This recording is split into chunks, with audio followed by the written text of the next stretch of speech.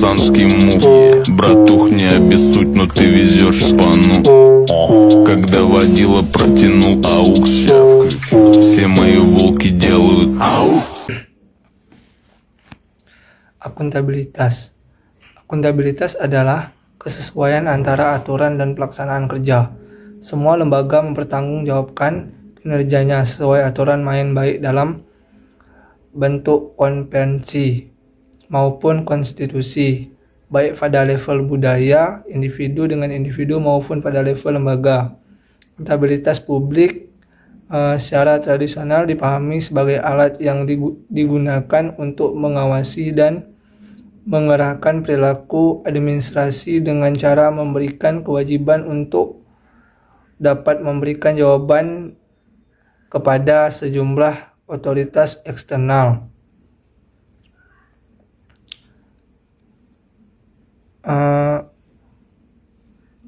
Selain itu, akuntabilitas publik dalam arti yang lebih fundamental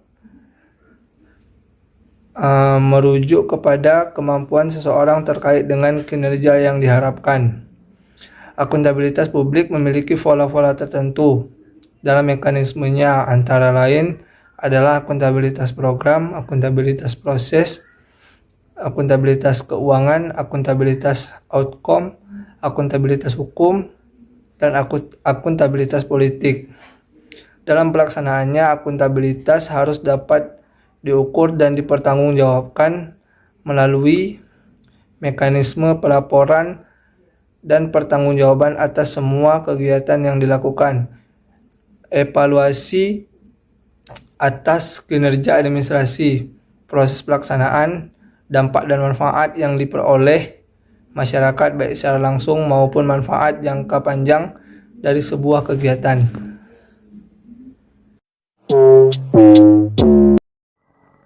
Transparansi. Prinsip transparansi penting karena pemberantasan korupsi dimulai dari transparansi dan mengharuskan semua proses kebijakan dilakukan secara terbuka, sehingga segala sesuatu bentuk penyimpanan dapat diketahui oleh publik. Transparansi menjadi pintu masuk sekaligus mengontrol bagi seluruh proses dinamika struktural kelembagaan. Dia bentuk yang sederhana, transparansi mengacu pada keterbukaan dan kejujuran untuk saling menjunjung tinggi kepercayaan, karena kepercayaan, keterbukaan, dan kejujuran ini merupakan modal awal yang sangat berharga bagi semua orang untuk melanjutkan hidupnya di masa mendatang. Dalam prosesnya, transparansi dibagi menjadi 5, yaitu yang pertama proses penganggaran, yang kedua proses penyusunan kegiatan, yang ketiga proses pembahasan, yang keempat proses pengawasan, dan yang kelima proses evaluasi. Proses penganggaran bersifat bottom up, mulai dari perencanaan, implementasi, laporan penanggung jawab, dan penilaian atau evaluasi terhadap kinerja anggaran. Di dalam proses penyusunan kegiatan atau proyek pembangunan terkait dengan proses pembahasan tentang sumber-sumber pendanaan atau anggaran pendapatan dan alokasi penganggaran atau anggaran belanja. Proses pembahasan membahas tentang pembuatan rancangan peraturan yang berkaitan dengan strategi penggalangan atau pemungutan dana, mekanisme pengelolaan proyek mulai dari pelaksanaan tender, pekerjaan teknis, melaporkan finansial dan pertanggungjawaban secara teknis. 3. Kewajaran.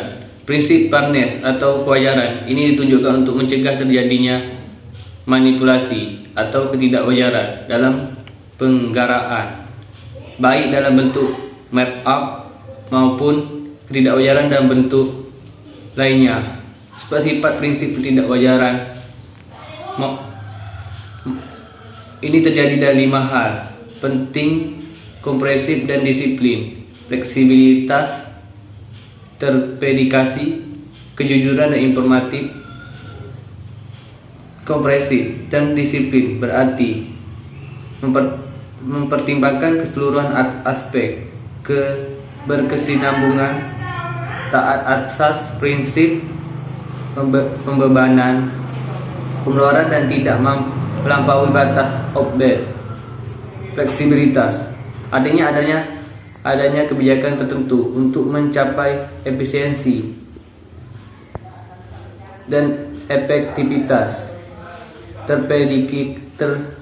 Terpredikasi berarti adanya ketetapan dalam perencanaan atas dasar asas fact of money untuk menghindari defisit dalam tahun anggaran berjalan. Dalam proses perencanaan pembangunan, kejujuran mengandung arti tidak adanya bias pikiran, penerimaan maupun pengeluaran yang disengaja. Yang pokok dari prinsip fairness, penerapan sifat informatif agar dapat tercapai dijadikan sebagai dasar penilaian kinerja, kejujuran proses pengambilan keputusan. Selain itu, sifat ini merupakan ciri khas dari kejujuran.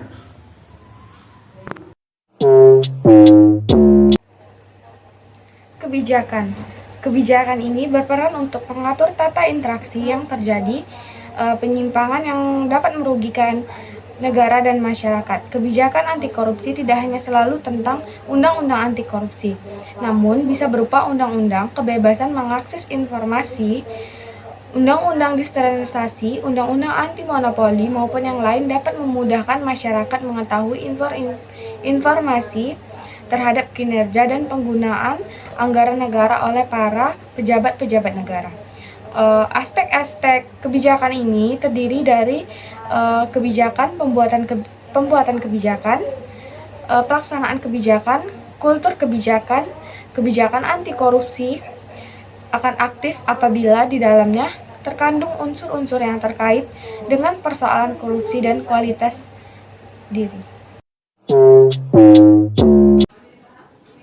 Kontrol kebijakan merupakan upaya agar kebijakan yang dibuat betul-betul efektif dan mengeliminasi bentuk korupsi. Bentuk kontrol kebijakan ada 3. Yang pertama, partisipasi, yaitu melakukan kontrol terhadap kebijakan dengan ikut serta dalam penyusunan dan pelaksanaannya. Yang kedua, evolusi, yaitu dengan menawarkan alternatif kebijakan baru yang dianggap lebih layak. Yang ketiga, reformasi, yaitu mengontrol dengan mengganti kebijakan yang dianggap tidak sesuai. Strategi pemberantasan korupsi. Tidak ada cara lain, korupsi harus diberantas. Selain merusak sendi-sendi kehidupan berbangsa dan bernegara, korupsi juga merusak sistem perekonomian. Imbasnya apalagi kalau bukan membuat negara kita yang kaya raya ini masih belum juga bisa mewujudkan kemakmuran dan kesejahteraan. Segala potensi yang dimiliki pun seakan tidak berarti. Layanan publik masih buruk, tingkat kesehatan rendah, pendidikan yang tidak terjamin. Tingkat pendapatan masyarakat juga masih memprihatinkan. Banyak lagi indikator negara makmur yang belum bisa dicapai. Dengan kata lain, harapan untuk mewujudkan Indonesia sebagai negeri impian pun bak jauh panggangan dari api. Maka dari itu, korupsi memang harus dimusnahkan. Antara lain, kita bisa melakukannya dengan cara yang pertama yaitu represif, dan yang kedua memperbaiki sistem dan edukasi. Yang terakhir yaitu edukasi dan kampanye. Agar berjalan lebih efektif, ketiganya harus kita lakukan. Yang pertama yaitu represif. Melalui strategi represif, KPK menyeret koruptor ke meja hijau, membacakan tuntutan, serta menghadirkan saksi-saksi yang dapat menunjukkan bukti yang menguatkan. Beberapa tahap yang dilakukan, yang pertama yaitu penanganan laporan pengaduan masyarakat. Bagi KPK, pengaduan masyarakat merupakan salah satu sumber informasi yang sangat penting. Hampir sebagian besar kasus korupsi terungkap berkat adanya pengaduan masyarakat. Sebelum memutuskan apakah suatu pengaduan bisa dilanjutkan ke tahap penyelidikan, KPK melakukan proses verifikasi dan penelaahan. Selanjutnya, baru bisa dilakukan ke tahap penyelidikan.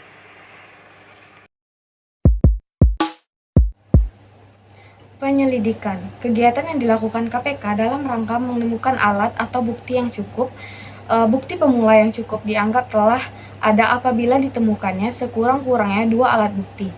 Jika ditemukan bukti pemula yang cukup, penyelidikan menghentikan penyelidikan. Dalam hal perkara tersebut diteruskan oleh KPK melaksanakan penyelidikan sendiri atau dapat melimpahkannya perkara tersebut kepada penyelidikan kepolisian atau kebijaksanaan. Jika penyelidikan dilimpahkan kepada kepolisian atau kebijakan, wajib melaksanakan koordinasi dan melaporkan perkembangan penyelidikan kepada KPK. Penyelidikan. Pada tahap ini, salah satunya ditandai dengan ditetapkannya seseorang menjadi tersangka atas dasar dugaan yang kuat adanya bukti permulaan yang cukup. Penyidik dapat melakukan penyitaan tanpa izin Ketua Pengadilan Negeri. Ketentuan juga membebaskan penyidik KPK untuk terlebih dahulu memperoleh izin untuk memanggil tersangka atau menahan tersangka yang berstatus pejabat negeri yang oleh undang-undang. Tindakan kepolisian terhadapnya harus memerlukan izin terlebih dahulu. Untuk kepentingan penyidikan, seseorang tersangka wajib memberikan keterangan kepada penyidik terhadap tentang seluruh harta benda dan harta benda istri atau suami, anak, dan harta benda setiap orang atau korporasi yang diketahui atau diduga mempunyai hubungan dengan korupsi yang dilakukan oleh tersangka. KPK tidak berwenang mengeluarkan surat perintah penghentian penyelidikan dan penuntutan dalam perkara tindak pidana korupsi. Artinya, sekali KPK menetapkan seseorang menjadi tersangka, maka proses harus berjalan terus hingga ke penuntutan. Penuntutan. Kegiatan penuntutan dilakukan penuntut umum setelah menerima berkas perkara dari penyelidik. Paling lama 14 hari kerja terhitung sejak diterima berkas tersebut. Wajib melimpahkan berkas perkara tersebut ke pengadilan negeri. Dalam hal ini, penuntut umum KPK dapat melakukan penahanan terhadap tersangka selama 20 hari dan dapat diperpanjang lagi dengan izin pengadilan untuk paling lama 30 hari. Pelimpahan ke pengadilan tipikor disertai berkas perkara dan surat dakwaan. Dengan dilimpahkannya ke pengadilan, kewenangan penahanan secara yuridis beralih ke hakim yang menangani.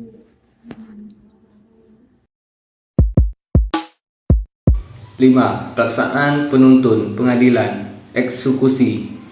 Eksekusi yang telah memperoleh kekuatan hukum tetap dilakukan oleh jaksa.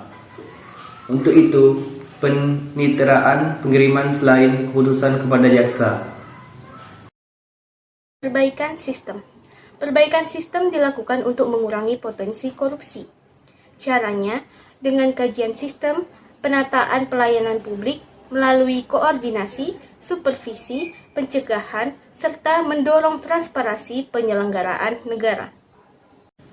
Sejarah membuktikan pemberantasan korupsi yang dilakukan hanya dengan penindakan dan tidak disertai pencegahan berupa perbaikan sistem tidak akan pernah memberantas korupsi dengan baik. Korupsi akan terus tumbuh dan berulang kembali apabila upaya perbaikan sistem sebagai salah satu upaya pencegahan tidak dilakukan. Edukasi dan kampanye. Edukasi dan kampanye penting dilakukan sebagai bagian dari pencegahan. Edukasi dan kampanye memiliki peran strategis dalam pemberantasan korupsi. Melalui edukasi dan kampanye, KPK membangkit kesadaran masyarakat dan mengenai dampak korupsi. Mengajak masyarakat untuk terlibat dalam gerakan pemberantasan korupsi serta membangun perilaku dan budaya anti korupsi. Tidak hanya bagi mahasiswa dan masyarakat umum, namun juga anak usia dini, taman kanak-kanak, dan sekolah dasar. Dengan sasaran usia yang luas tersebut, KPK berharap pada saatnya nanti di negeri ini akan dikelola oleh generasi anti korupsi. Pencegahan korupsi harus dilakukan sejak dini agar terbentuknya negara si pelurusan berintegritas. Tak heran jika KPK sangat serius melakukan penanaman nilai-nilai anti korupsi sejak dini kepada kepada pelajaran dari jenjang PAUD sampai TK hingga SMA. Selain menerbitkan buku dalam permainan, KPK juga melakukan beragam aktivitas yang ditujukan kepada pelajar. Selain anak dan pelajar, KPK juga tak lupa melakukan pendidikan anti korupsi yang ditujukan untuk mahasiswa, PNS, dan perempuan. Alasannya karena mereka berperan penting dalam pemberantasan korupsi. Mahasiswa adalah agen perubahan, perempuan adalah tiang negara, dan PNS adalah pelayanan masyarakat.